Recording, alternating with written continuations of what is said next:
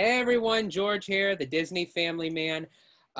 First of all, I just have to say thank you for being very patient with me. I know it's been a couple weeks since I released a video. A lot of stuff going on, working a lot, working hard. A few issues going on with my life right now. So if I can just kind of throw it out and say, send me all the prayers, good vibes, positive thoughts, I'd really appreciate it. But we're here to talk about Disney, one of the happiest conversations. So if you're ever in a good mood, bad mood, in a funk, talking about Disney always makes it better. And joining me today is my very good friend, Orange Grove 55. Thank you for coming back on the channel, man. I really do appreciate it. George, thank you so much for having me again. I love coming on and talking Disney with you, brother. Thank you. Thank you. It's perfect. It definitely makes me look forward to the week, because I've been having some long weeks. So I was actually looking forward to this conversation because it's been a while since I had a good Disney conversation. Yeah, no, definitely. And we have a lot to talk about today. It's going to be a good one. We do. And yeah, so let's just get right into it. So everyone, as many of you know, that Disneyland has not yet been reopened. And if I could have put money on it, I probably would have lost out on 1,000 bets because I kept on, saying, it's going to open in July. No, it's going to open in August. No, it's definitely going to open in September. Well, right now, we really still don't know when the reopening date is. We do know that Disney is prepared. They're ready to open. They have all the implementations of having the park. They got the 6 feet markers. They have everything set as far as what a lot of people were saying that they were seeing at the front gates of the parks. And now I do know that they had an announcement to make, and I forget what day it was on, that they actually were announcing this with the governor of California being at Disneyland. I don't know if you happen to remember the date. But I think it was last Tuesday, if I'm not mistaken. I could be wrong, but I think it was Tuesday of last week. Right. Yeah, I think it was Tuesday. I thought it was going to come that Monday, but they said Tuesday. And I thought, okay, well, we'll just wait one day. Maybe we'll get some news of at least the reopening date. At least give us a date. And unfortunately, that didn't happen. And it just seems that, to me, with everything moving forward, that it just seems like not even just with Disney, just everyone trying to move forward and trying to get things kind of up and running again. And then going into the Disney perspective, you have Walt Disney World that's already opened since July. We're going to talk about it in a little bit, like they're increasing capacity. They're opening things up more.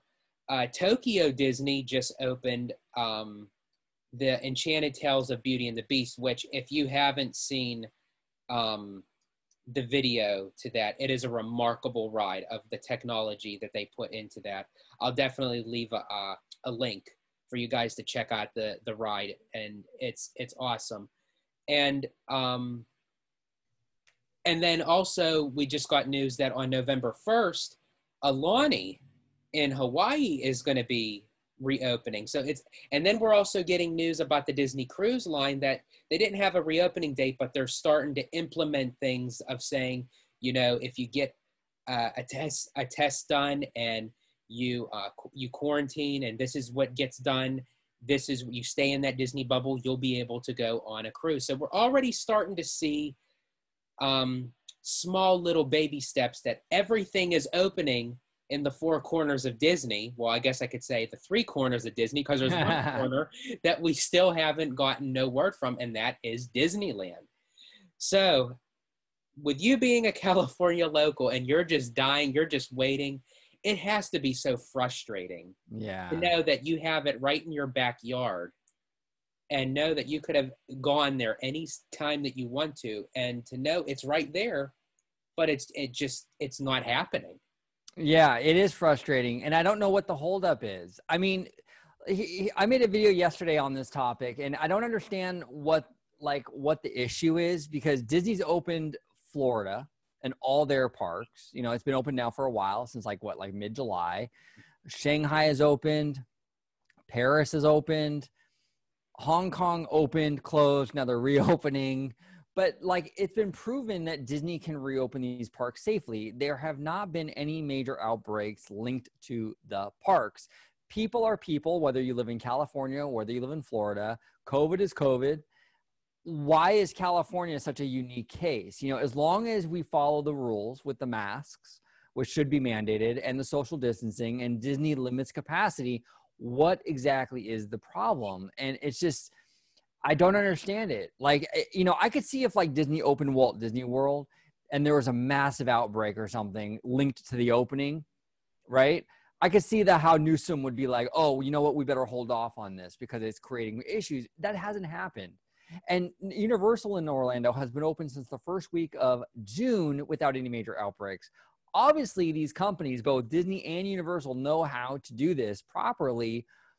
I don't understand it. I don't know what the issue is with Newsom, and just at least give the guidelines, at least give Disney what they have to do to be prepared to open. And he won't even do that, you know? Yeah, it's basically just like sitting and waiting for something that you want to happen, but it's just not getting there. And just recently, Governor DeSantis from Florida just released that he's doing the phase 3 opening of the state, and is actually backing Disney up, encouraging them to open up a higher capacity in the parks. Now, with their phase 3, that means that nothing is implemented. Nothing is mandatory, nothing for the state of Florida by each person's choice of what I've heard. Now, that would still be up to Disney, being that they're a private owned company, that they can still run things that when you're on their property, whatever they are comfortable with doing, they can still implement that law if they want to, but they are given that choice of stating what they want to do. And that I appreciate from the governor, that despite even if something may be moving a little bit too fast of opening everything up at once, at least he is giving that leadway. And not to get all political, I'm not saying one side or the other, but just at least as him as an individual, of just him as the governor of Florida, that he's giving Disney and these businesses options to say, this is where you can take it. This is where you can go. Just know I back you up 100% no matter what. If you want to do this, that's fine. If you want to do it that way, that's fine.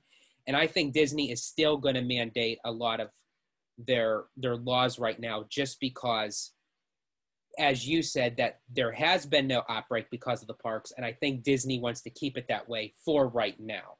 They want to keep everybody off their back so they don't have to force another shutdown, because you know, they already lost billions of dollars just from the first one. And, you know, them trying to recover now, I think it would probably be best for them to kind of still take it slow. But I do love how the governor gave Disney, Walt Disney World, the point of choice to say, you know, we have a lot to work with and we can use whatever tools we want to use. With Disneyland, I mean, there's like no conversation about it. There's nothing going on. It's crazy. And yeah, and I think that like now that DeSantis has really opened it up for Disney, I think that the masks are going to be mandated for a while. But I think Disney, because right now they are struggling, you know, they only have one resort open in the US right now. They have to offset a lot of those losses with Disneyland being closed somehow, some way, somehow. And I think you're going to see a pretty steady progression of the capacity limits at Disney World. I think that now that DeSantis has pretty much given them the green light, you're going to start seeing them really, really ramp up the capacity. The masks and all that and the social distancing will remain in place, I think, probably for a while, probably till the vaccine. But I think the capacity limits are going to be increased pretty regularly now. Because DeSantis gave them the okay to do so. Because again, Disney has to make up for those losses. They don't really have a choice. You know, they got to put more people in the parks, make more money. You know, and I think that's what they're going to do. Now, again, it's not going to go completely back to normal, but I think the parks are going to be busier than they once were. I definitely think so. Yeah, and as I mentioned earlier, that Tokyo Disney just opened the Enchanted Tales of Beauty and the Beast, the new land and attraction. So with that being said, Disney is going to end up seeing that over in the international parks that, despite still having the rules and regulations and the mandate notion of everything, that new attractions could still be open.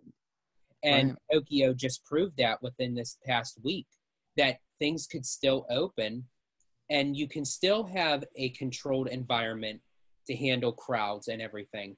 So I think that was the breaking point as far as on Disney's end, that with the Enchanted Tales of Beauty and the Beast, that with given the green light by the governor of Florida, that the capacity can go up, and to still kind of spread open that notion of having things change with the capacity, they're going to have more opened, because the less that they have, the more cluttered of the crowd you'll get for that specific attraction. They need people to spread out. So I think all the more with Tokyo opening up the Beauty and the Beast section, and DeSantis giving Walt Disney World the green light to higher the capacity level of guests, and with Ratatouille already pretty much done, they just have a few things. And I think the Chefs de France is opening up, I believe it's October 8th in the France Pavilion, that things are starting to move forward as far as that notion. And I think it won't be too long that Ratatouille will open up at Epcot. Maybe not do it as big as they usually do, like with a grand opening. They may have like a soft opening, or maybe have like just a media event and then have like so many people go in at one time for the ride. Maybe even start the notion of how they do with Rise of the Resistance, and have where you have to do the boarding group sort of thing. Maybe not keep Ratatouille as a complete boarding group with Rise, like how they do with Rise, but maybe just to start it out, just to kind of flesh all the crowds, and then as time goes on to just do a normal queue line. Because I do believe Fast Pass is returning before the new year, if I read that correctly, for Walt Disney World. Yeah, I think you're right. I think as the capacity increases, the need for more attractions are going to be there. So I think that, like you said, Ratatouille is pretty much completed. I think there's a good chance that they're going to open that up, because they're going to need attractions to put people, And especially what you said earlier before we started recording, that they're going to need that extra oomph, so to speak, because they're not getting it at Disneyland right now. Exactly. Disney was used to having 2 domestic resorts in the U.S., and right now they're just relying on 1, because Disneyland always relied on their pass holders. Right. Exactly. So Disney does not have. They're not running on all their cylinders right now. They don't have their Disneyland resort, which would actually help them greatly. I've always said Disneyland is more recession-proof than Florida, because it doesn't rely so much on the tourism. When tourism dies, Walt Disney World really takes a hit. When tourism dies, Disneyland is kind of like, whatever, We don't even care, because we got 1 billion annual pass holders, Yeah. Disney would be doing much better right now with Disneyland open, and they're really taking a hit. So to offset that, like you said, and like what I said, is like they're going to have to find a way to do that. And the way to do that is to up the capacity at Disney World, because DeSantis gave them the green light to do so, and then add open a new attraction like Ratatouille, get more people in the parks that way as well. And I think that'll be their game plan. I really do, because judging from what I'm hearing, I don't think that Newsom has any intention of allowing Disney to reopen anytime soon. I don't think you would see this big push from Anaheim, the mayor, the Disney executives, if they felt that they were close to reopening or close to a deal. They're nowhere close to it. This is square one right now, I think. Yeah. Oh, yeah. I definitely agree. And I think it was so funny that the city of Anaheim is actually backing Disney up. For the first time in history, you can actually see the both of them on the same page, because the city of Anaheim, that, hello, light bulb off, without Disneyland, you have no business. Right. No one is going to go down Harbor Boulevard or Catella Avenue just to grab a burger or a coffee. Right. They get all their revenue from the people walking to and fro from the Good Neighbor hotels to Disneyland. Yeah, no, they do. And what a difference a year makes, huh? Because like a year or so ago, Anaheim was basically calling Disneyland the Great Satan. You know, oh, they're the big behemoth in the city, and they're doing this and they're doing that, and they're terrible, and they want to build a bridge. Remember that whole drama? Mm-hmm. And then now they're like, oh, Disney, please reopen again. Oh, we need you back. It's funny. I think it would be very funny if by the time Disneyland does really reopen, that the city denied them the new hotel, they denied them the Gateway project. But I think it would be so funny that by the time Disneyland opens, they already just have a plot of land ready for them to say, build your third theme park, build the third gate. We need it. Well, yeah, and they could. And they could, I mean, like, you know, that Toy Story lot used to be a strawberry field, right? And Disney bought it. And I think it's about 85 to 100 acres. And that was the rumor, I think it was in the early 2000s when they bought it, that's what they were going to do with it. They were going to build a third theme park. And I think there was some sort of thing in the law where, like, once they bought it, they had to develop it some way in order to keep the land. And that's why they built the Toy Story lot there, because they needed to do something with it. It couldn't stay vacant for very long. I still think that's going to be the spot where they eventually put a third park. I think that's going to be the spot they eventually do it. And what is the acreage? What's the acreage as far as that lot? I believe it's about the size of what DCA is, like from 85 to 100 acres. But keep in mind that they can't use 100% of the land because you need backstage areas. So the park would probably be about like a DCA size park. It'd be smaller, but definitely doable, you know? And honestly, even though DCA is not what you call like a Gimondo park, as you said, it's very doable. There's still plenty enough to do to make it a full day at DCA. So if it is the same size as DCA, then you have your third gate. You have it there. And then all they'd have to worry about then is just building another parking structure, which they've already had the plans for that anyway over on Harbor Boulevard. All they got to do is, you know, resurrect those plans, build that parking structure there. And I think then, I think the city of Anaheim would oblige. Yeah, I think so too. And I think we have a much more Disney sympathetic mayor right now I think his name is Harry Sindhu. My apologies if I'm mispronouncing his last name, but I believe his name is Harry Sindhu. Much better than the last mayor, which is Tom Tate, who absolutely hated Disney. So I think that if they want to do it, at least under this mayor, I think there'd be a better chance, you know? You know, I think it's kind of so funny is that, especially if you're a person that can't stand Disney, what a great way to become mayor is become part of a city council that actually has a Disney park part of it, you know? Yeah. Well, and you know, the one thing, George, too, is I never understood, for years now, I mean, dating back to the Michael Eisner era, I've been hearing complaints from, like, you always see it on the news about the residents of Anaheim complaining that there's congestion around Disneyland, that there's the noise from the fireworks. I'm like, Disneyland has been there for 65 years. Why would you move next door to Disneyland if you hate the sound of fireworks? Like, it's not like Disney just came in all of a sudden. Like, they've been there probably longer than if I had a house that was adjacent to Disneyland and I can watch the fireworks every night, I'd be soaking that up. Oh yeah, I would love it. I would absolutely love it. That's but a dream. If you are a person that doesn't, then to move in there, that can't be caught by surprise. No, I mean, there's plenty of areas in California to move. I mean, you don't have to move next to Disneyland. Like, it's not very few residents. I'm telling you right now, very few residents that currently live in Anaheim in that area have been there before Disneyland. Okay, they're if any. I mean, really. I mean, the park's been there for 65 years. Yes, maybe there's some 85, 90-year-old people that are still there from the very beginning, but probably not too many. And it was really, there wasn't much development there before Disneyland anyway. It's mostly orange groves, you know? Yeah. So if you moved there, you knew what you were getting yourself into, you know? Yeah. You knew definitely. Exactly. It was orange groves back in 55. Yeah. Yep, exactly. Now, with the reopening of Disneyland, because we know it's going to happen, it's just the matter of not knowing when is that the question. Now, I actually received an email a couple days ago because I'm an annual pass holder, but I own the Premier Passport, which grants me access to both Walt Disney World and Disneyland. So I actually received an email stating, thank me for being a Premier Passport holder and everything.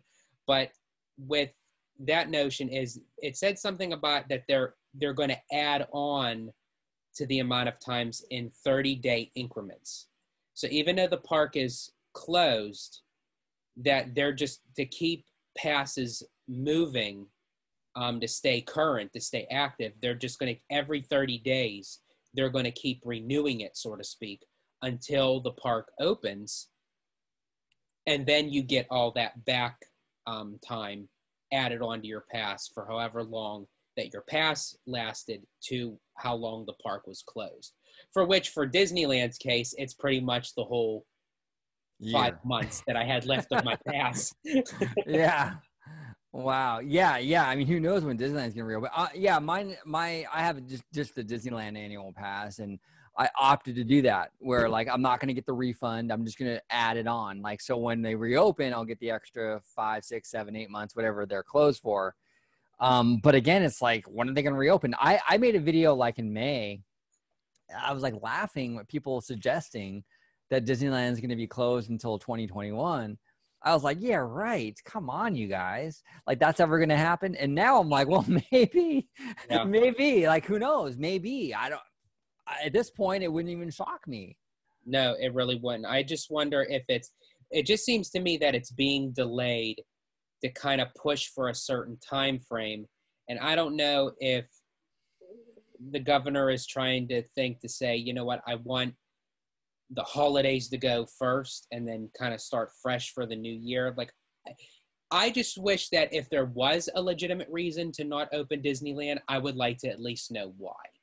Right. Like, at least give an explanation, talk to us and say, this is what's on the table. This is what we're trying to work out. But it's like Disney has to beg and plead and literally get the city of Anaheim along with them to say, hey, you know what? It's time. We're ready. Yeah, exactly. Yeah, exactly. Yeah, like you said, if the governor has a timeline, like if he prefers December, then just come out and say, you know what, Disneyland can open on December 1st. Call it a day. Okay, fine. Now we know what day we can open. They can work on that. They can work on prepping the park until then. Fine. We just got to wait till December. But just come out and say it. We want to wait until this day or that day, I don't know. I just think that it's like, it's kind of crazy. And like, what are we going to do? Like, because, and I've constantly said this, the pandemic isn't just going to go away. Like, even with a vaccine, it's not going to cure everybody. It's not going to be a fix all. People are still going to get this disease, unfortunately. So what are we going to do? Like, you have to adapt eventually. Like I said before, and I know a lot of people don't want to compare it to the flu, but in this regard, it is similar. We have a vaccine for the flu. People still die from the flu. 50,000 people or 60,000 people a year die from the flu, even with a vaccine. So let's say we get a COVID vaccine tomorrow.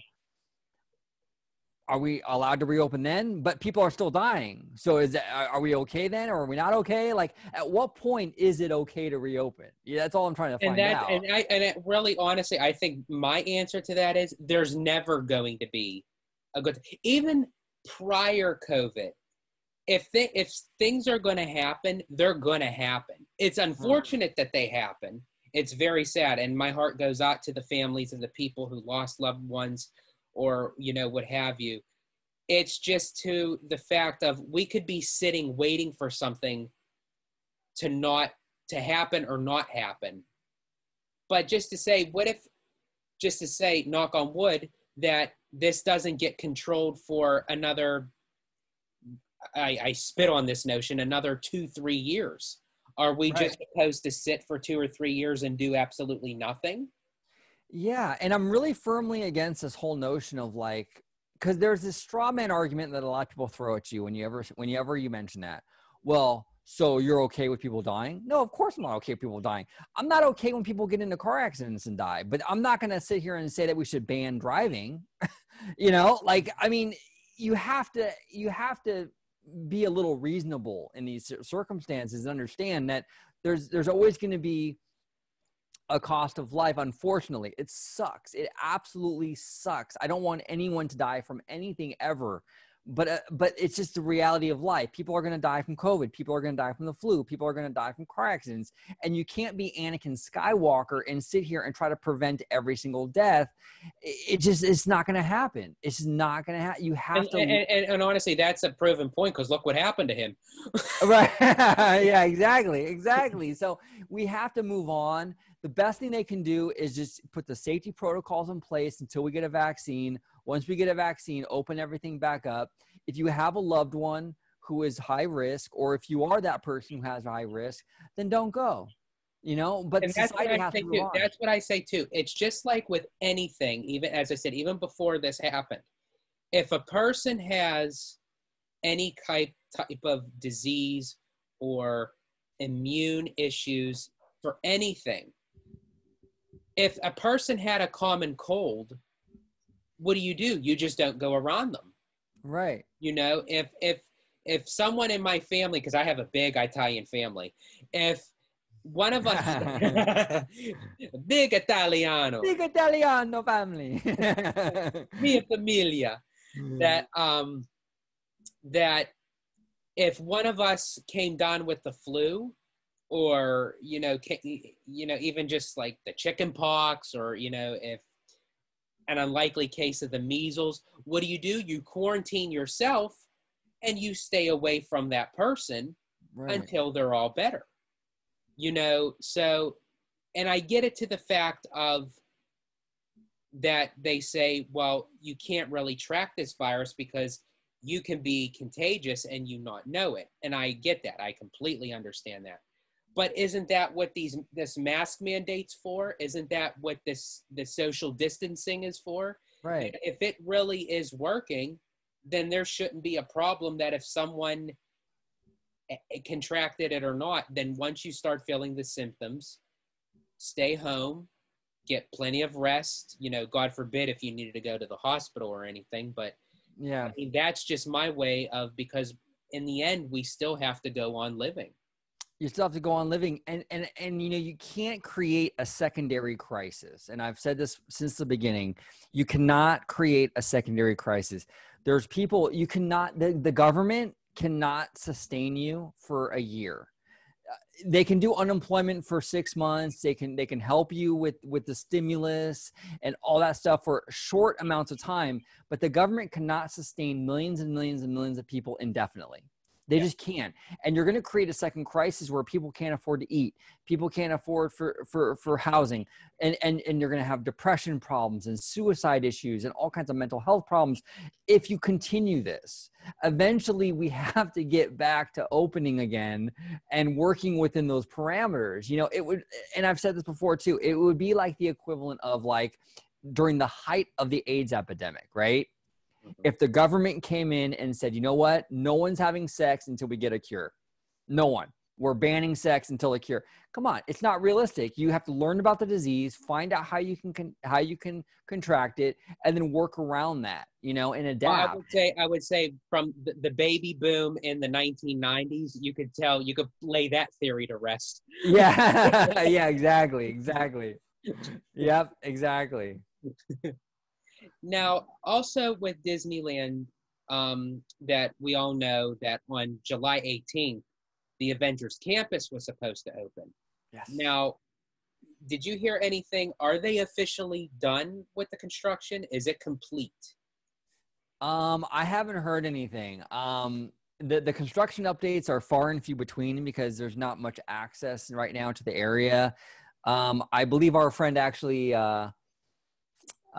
Ethan, Theme Park Wizard, did a video, I think it was like a week or two ago, and it still looked like a construction site. I mean, it was definitely making progress, but it was very much still being constructed. So I think they're still working on it from what I saw like a couple of weeks ago. So would you say, well, I mean, I know it's kind of hard to tell now because we all thought that Disneyland was going to be open during the end of the summer, and that surely didn't happen. But would you say, based on where the construction is for Avengers Campus, do you think that Disneyland would open before it's done?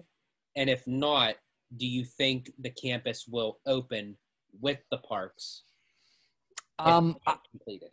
well, I think if they wait much longer, I think it'll open with the park.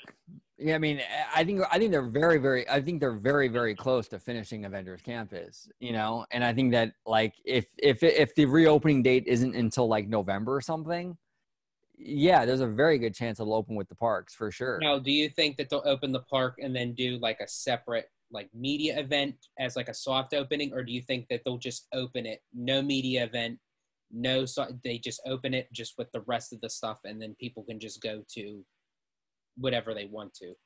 That's a good question. I want to say they would open it separately with a media event because of PR and marketing and all that stuff. But we live in a new world, so I don't really know because they're gonna have to be really careful when they reopen the park, not to attract too many people or have too much demand In the very beginning, yeah. in the very beginning. Yeah, so it's gonna be kind of a tough balancing act. So I don't really know. That's a good question.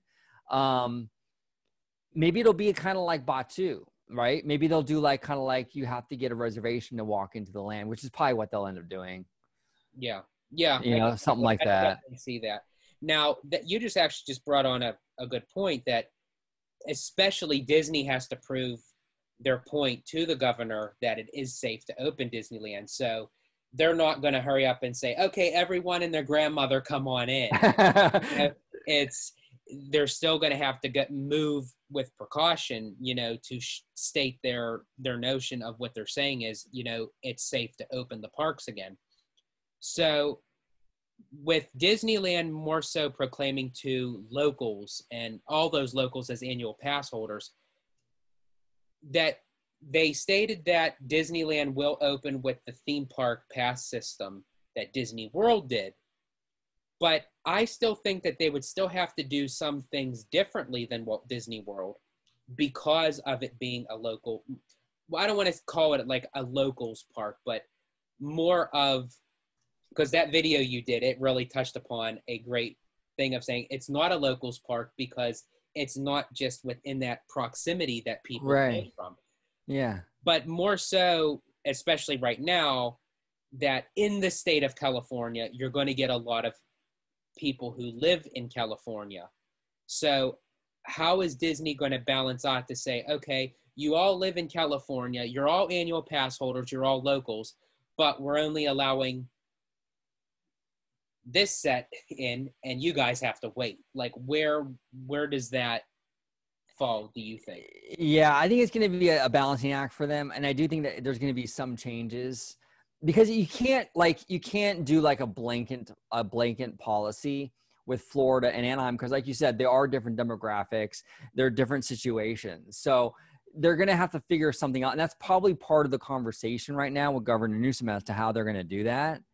How they're going to, kind of balance who comes in, how they're going to regulate all that. So I think there's going to be definitely changes. But I will tell you this, the annual passes for Disneyland are very expensive.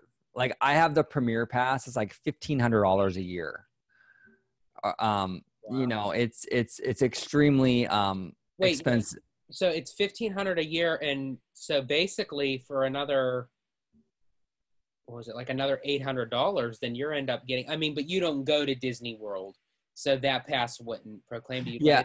It's only an extra $800 for the Premier Passport. So for people who do go to both resorts, it'd probably be better to do the Premier Passport. Yeah. And I'm sorry, I misspoke. I didn't mean the Premier Pass. I have the Signature Plus, actually. I'm sorry. Right. Signature Plus is like $1,500. And then, but it's like, it promises you unlimited access. And if I'm going to have to make a reservation every time I go, that's not unlimited access, because with the reservation comes the acknowledgement that, you might be denied access that day. Well, and that's what it's like when it started out with Walt Disney World, because it started out pretty choppy. And I think they're still in the midst of trying to figure it out. But in the very beginning, it was really bad with the pass holders, because you also have Florida locals, and then you also have people who aren't Florida locals right now, but it's still an annual pass holder. with that card, if you're going to pay regular price and that price never moved, then something should be offered to you sort of as an Right. incentive to say, thank you for being a pass holder. Thank you for still paying the regular price, but you should be able to come in and go as you please. But at the same time, I do also understand Disney's point, because with pass holders, there are some that go in for like 2 or 3 hours and then they're gone. So Right. that spot can take away from someone who wants to go in for a full day, and Disney's losing money because that person that took that slot, if they only go in for maybe a dessert or a snack and maybe buy one item and they leave, whereas opposed to someone being there all day, they're losing out on that merchandise and food and beverage revenue. So I Yep. do understand Disney at that point. But I think then if you were going to do that, that the prices should have adjusted Right. what you're getting, because even though I'm a pass holder right now, the best way as far as with Walt Disney World goes is to actually stay on property. Because when you stay on property with a ticket, you still have to make the theme park pass reservations, but you're guaranteed those days. Right. So if you're staying 10 days, you're guaranteed those 10 days into the park no matter what, over just a pass holder walking in for the day. Yeah, no, absolutely. It's going to be really tough for Disney, I think. I mean, like, what do you do? 'Cause especially in Anaheim, when you have a lot of annual pass holders, you can't give priority to all annual pass holders because, there's like what, like 1 million or so annual Yeah. pass holders. Like, if you do that, then that defeats the whole purpose of limited capacity, Now, do you think they'll do it in tiers, like depending on like what type of pass you get? Like they'll start with the Premier Passport, and then it'll go into Signature Plus. Then it'll go Right. to, what is it, Gold? Is that how you Deluxe, I think. Deluxe? Yeah, I think it goes Signature Plus, and then Signature, and then Deluxe, and then Select, I believe. Okay. So I wonder if Yeah, they'll do it in tiers, they and then might. maybe have like an X amount of openings, X amount of openings for Signature, X amount for Deluxe. I wonder if that's how they're going to have to do it.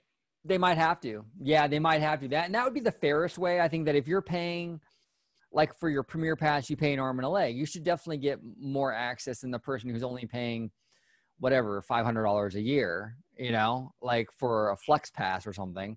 You should get more access, I think. I think that's only fair. Absolutely. And that's going to be a real balancing act for Disney, how they're going to work that out, because it's going to be rough here in Anaheim. Now, I think, and this is just my opinion, a lot of people were saying, oh, in time, the passes are going to go up in price.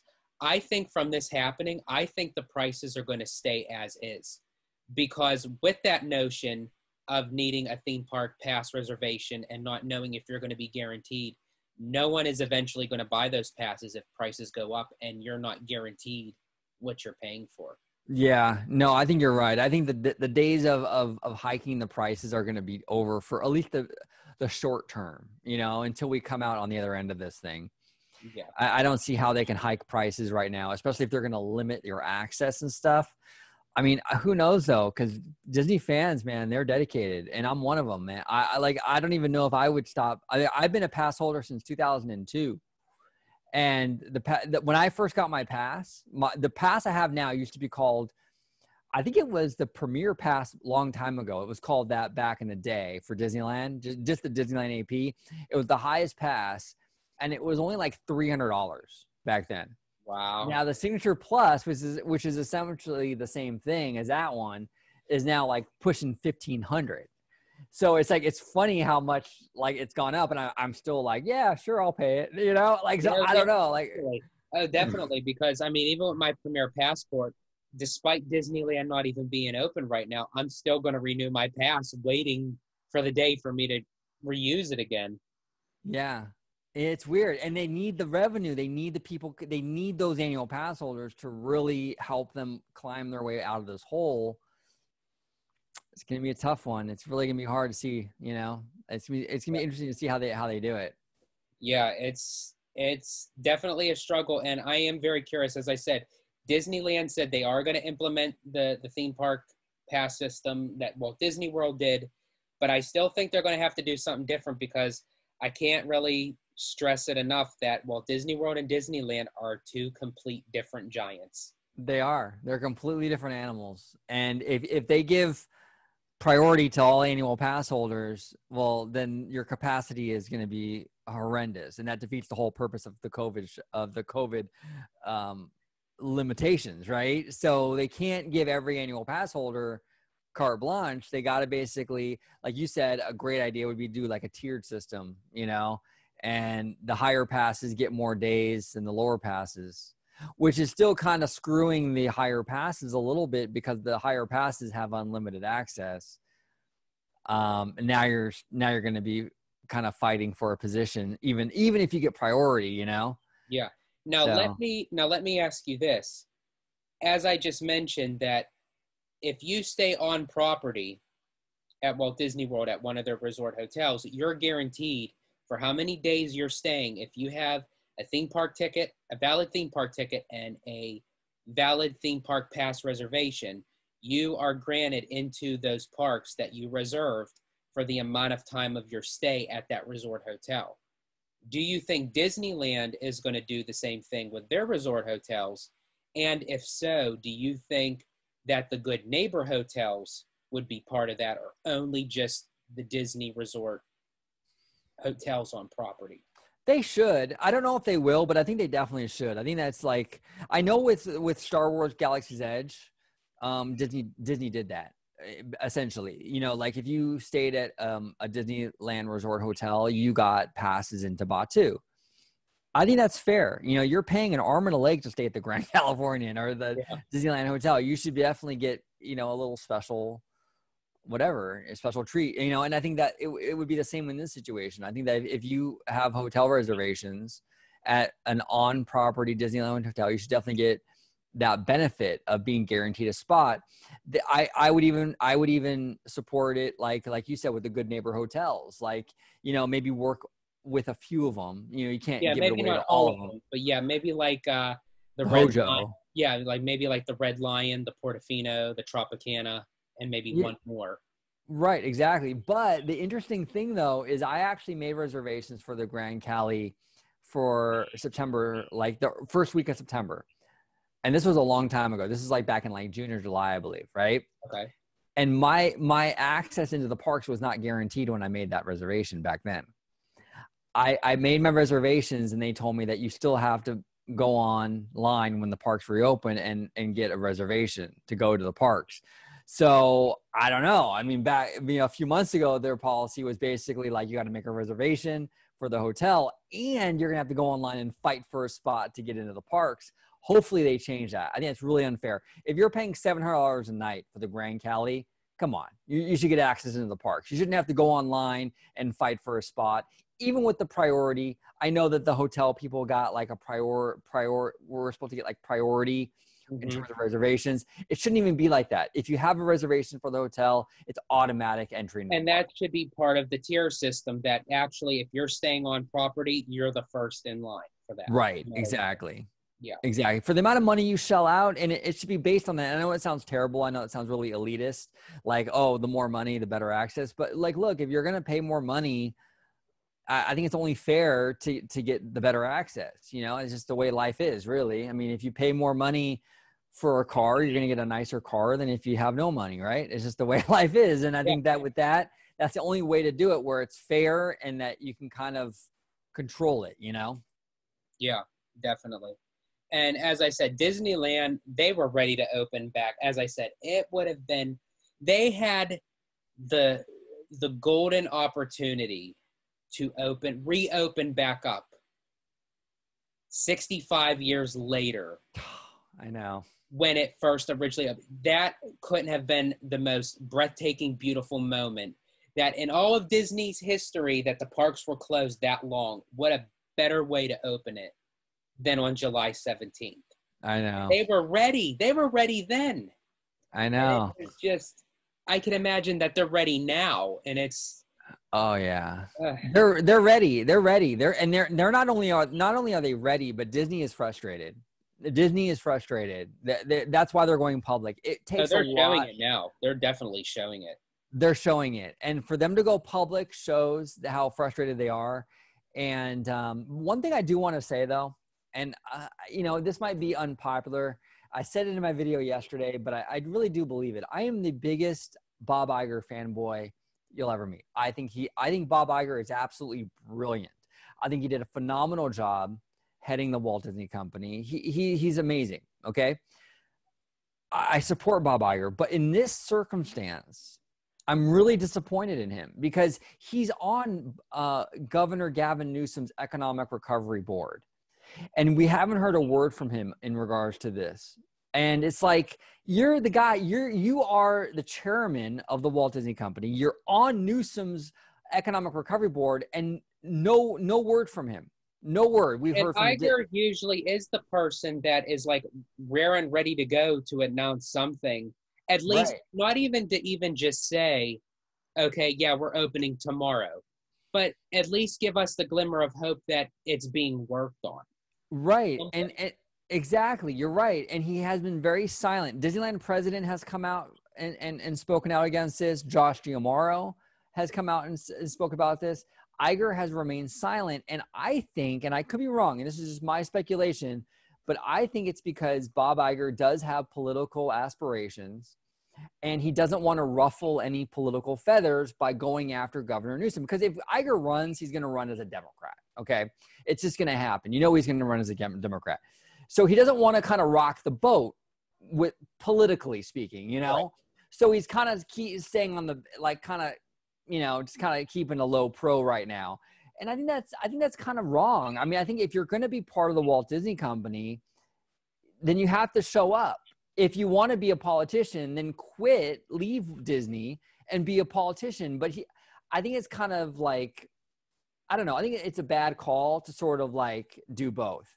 You're still have a position of power at Disney, but then you're going to kind of like sit back and not say anything because you want to be a politician later on. Yeah, I think if you're going to do one, if you want to have it, would have to be like one or the other, because like, both of them together do not mesh well whatsoever. Yeah. I just think that either you have to go with it, or you have to get off the boat, like get off, and just kind of do your own thing. And like I said, like if he ran for office, I would definitely vote for him. I think he's brilliant. I'm a huge Bob Iger fan, but I think in this circumstance, I think he has a lot of sway. He is a very powerful man in Hollywood. I know he donates heavily to political parties and things like that. He needs to come out and put some pressure on Newsom, publicly, because privately, I'm sure he is, but publicly matters even more, I think, for politicians. I think so. Oh, yeah, because it lets us all know as fans that, we still have someone sticking by our side and like really are pushing it. I mean, because I hate to say this, but I can't expect that to happen from Chapek. No, yeah. And I don't even know, like with Chapek, I don't even know what his deal is, because he's the CEO and he's been quiet too, unless Bob Iger is telling him, hey man, don't say anything. That's actually kind of funny, because right at the start of all this, that's when the transitioning was going from when Bob Iger was going to step down to Chapek stepping in that role. But yeah, with neither one of them coming out and making a statement, it feels like we have no CEO right now. Actually, The person that actually feels like the CEO is Josh D'Amaro. Yeah, I know. He's been the most public. I know. He's in the public eye. He's in the parks. He's filming stuff. He's on the news, trying to. He's the one, honestly, that I feel that should have taken the position in the first place after Iger. Yeah, I do too. I think he would have been great. And I think he still might. I think he's pretty young still. So yeah. Well, normally I do think that with him, and he's still doing a very terrific job with running the parks and everything. And I think once everything starts running back to the normal that it can right now, I think he's just going to go full force on it and just try to get as much opened and the new attractions up and running as possible. I think he's doing a great job. And as far as even like with the budgeting cost financially, so they could still keep their heads above water, still be able to spend, and still be able to save. Yeah. He's doing a really good job at that. But I think you're right. I think in time, I think he would be great for the position as CEO. Yeah, I think so too. And I think I'm ready. As much as, again, I can't emphasize this enough. As much as I love Bob Iger, I think he's done a phenomenal job with Disney. I think I'm kind of to the point now where I'm ready to kind of move on. I'm kind of tired of like this 1 foot in, 1 foot out situation. I'm ready for him to leave, and I'm ready for Chapek. I want to see what Chapek is going to do. Like, because everything that Chapek does right now, I feel like it's Under Iger. it's under Iger still. And Yeah. I don't feel like we're getting the true Chapek. I want to see what Chapek, I want to see what That is true. That is true. I would love to see like what is his plans, not what he thinks, what Iger thinks. I want to Right. know what's coming from his brain, his body, his soul. Like, what does he want to do to kind of put into the company? Like, what does he want to contribute to? I mean, I don't know fully about Chapek, and I don't really want to give like a full on synopsis on him because we don't know what he's capable of. You know, he may turn around and say, "Hey, you know, this is what we're going to do." You know, I mean, we have enough teleprompters for him to do so. So I mean, Yeah. but Yeah. no, in all seriousness, I would love to at least give him a chance to see what he really can do on his own, because I think, you know, to kind of step in the shoes so suddenly under someone who made acquisition after acquisition and made the company to what it is today, that it's, you know, you always have to give someone that chance to say, you know, this is what I'm going to do. I'm going to put my handprint on this company as well. And that's even like looking back at Michael Eisner. Certain things had to happen where Michael pulled the company out of a deficit before like the company was sold off into pieces. You know, he got the company back on its feet with the animation studio, with the theme parks at the time. But then after so long, you know, it's like, okay, you kind of, I don't want to say overstayed your welcome, but you did your duty for that time. Right. And now let's move forward with someone else's ideas. And that's where I'm at right now is, and again, I really do. I'm a huge Iger fan. I'm a huge Bob Iger fan, but I am ready to move on. I think that, you know, there comes a point where, you know, you just have to kind of, we know it's coming. Like, he's not going to stay on. Like, Right. he's not the CEO anymore. So we know it's coming. So at this point, I want him to, like, the COVID situation, I feel like Chapek can handle it from here. The parks are reopening. I think he can handle it. I'm ready to kind of cut ties now and see what Chapek can do and go from there. I think that it's kind of too much lingering at this point, you know? The one thing that I will give to Chapek is that I love how he did the notion where they ended up saving $900 million on cost spending in the parks, but yet they saved enough to say, hey, you know what? Let's save $700 million out of that $900 million, and let's put an extra $200 million into the funds to spend on the parks. And I think with that extra $200 million, I think that's where the construction started going full force again at Epcot, for Ratatouille, for the Guardians coaster, for Tron, for you guys out in California, for the Avengers Campus, for the Mickey and Minnie's Runaway Railway at Toontown. I think that actually kind of went through because of what Chapek did as far as the cost saving, the cost cutting, and then the cost spending. Yeah. And I think Chapek is going to surprise a lot of people. I'll be real honest with you. I know it's really en vogue to kind of hate on Chapek in the community. I know a lot of people don't like him, but I do think he's going to surprise us in a good way. Look, he's not going to be perfect. Disney's a huge company. Chapek is going to do things you're not going to like. Okay. Just like Iger did things you didn't like, just like Eisner did things you didn't like. But I don't think Chapek deserves the hate that he gets. And I think that when he has complete control, I think we're going to see a lot of good stuff happen. I don't think he's an idiot. I think that Iger is a brilliant executive, and I don't think Iger would have entrusted him with the company if he didn't feel like Chapek had what it took to do this. So I don't think Chapek is going to be a disaster. I think that he will pleasantly surprise fans, and I'm just eager to get going on that. You know, I want to see what he does. Everything Chapek does right now, Iger has his hands in it. So I don't really feel like we're really getting to know Chapek. Exactly. Exactly. I want to know what his ideas are, not suggestions coming from Iger and he's relaying it to us. Right. I want to know what he has. And I think he does have a strong potential, because I think it was Chapek that wanted to pay a lot of attention to Epcot, for the renovation of Epcot, for adding Ratatouille and the Guardians coaster. I think Chapek had a lot to do with that. And, he may even had his hands into why, Mickey and Minnie's Runaway Railway is going on. We really don't know, because nothing's being said. But I think you're right. I think once Bob Iger kind of steps away from the spotlight, then we'll really know what Chapek is all about. Yep, exactly.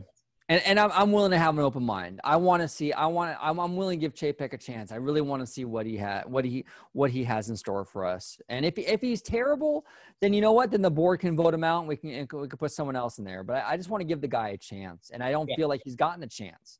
I still feel like Iger is running the company. Oh, he is. And not even just running the company. It's like Iger is still running the company, but yet nobody's running the company. Right. It just feels like we have a CEO, but he's like on vacation right now.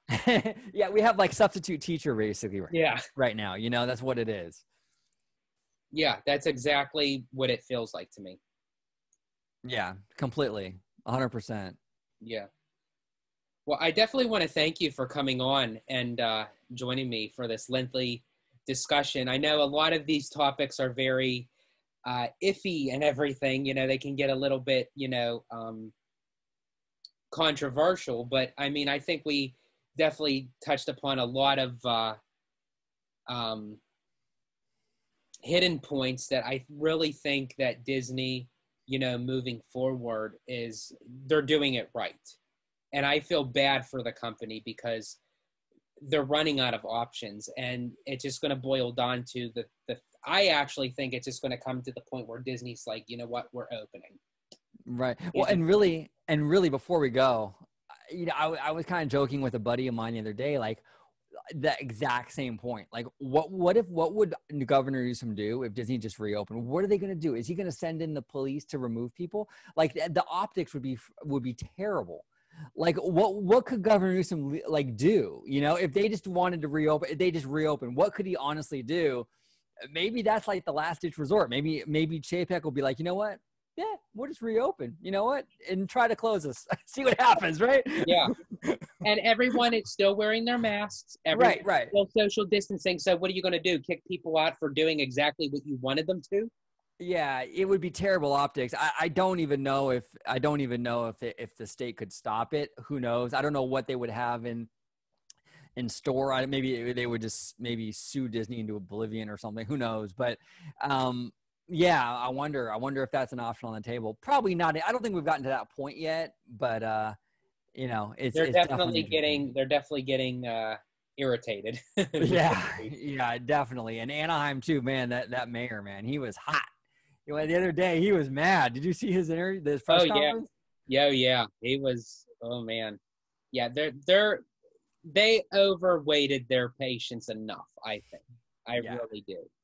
Definitely. And we're getting the notion of saying, okay, Disneyland's going to open very, very soon. Well, how short of time is very, very soon? Because it's already been from March. Yeah. So it's like, I think it's more than enough. And Disney World started their reopening on July 11th. So, I mean, it's already surpassed 2 months. It's going to be going on 3 months. And I actually thought Disneyland was going to open up first before Walt Disney World, to be honest with you. I really did. Yeah. It's crazy. It's absolutely crazy. And I feel bad for the cast members, because I really think that, unfortunately, I don't think a lot of these cast members are going to be able to return. I really don't. I think that they're waiting so long now that the resort's taking such a hit that I think that a lot of these people are unfortunately going to get laid off. They're not going to return back from furlough. I hope that's not the case. I really do. But I think that the longer this goes on, the less likelihood a lot of the cast members return, unfortunately. Yeah. And before we go, just a quick shout out to all the Disney cast members. whether you're a cast member at Walt Disney World, Disneyland, the cruise line over the international parks, Aulani, that I just have to say a big thank you to all of you for sticking it out with us, being patient, going back to work, and still putting on the magical experience that we all enjoy to go to the Disney park. So to the cast members, a big thank you. And also a thank you to you for joining me today for this lengthy discussion. Do you want to let the people know where they could find you? Yeah, absolutely. And again, I want to also extend my thank you to all the cast members. You guys do a phenomenal job. Cheers. We love you. Hopefully you guys, you Disneyland cast members, can get back to work pretty soon. Hopefully. But yeah, you can find me on YouTube, Orange Grove 55. I do content on mostly Disneyland. I do dive into like some of the other parks like Florida, the international parks. I talk about Star Wars, Disney movies, Disney Plus, things like that. But yeah, Orange Grove 55 on YouTube. And George, thank you, brother, for having me on again. I appreciate it, man. Thank you for coming on. It's always a pleasure to have you on and talk Disney. So on that note, remember everyone, stay healthy, stay safe, stay Disney. Bye, everybody. Bye-bye.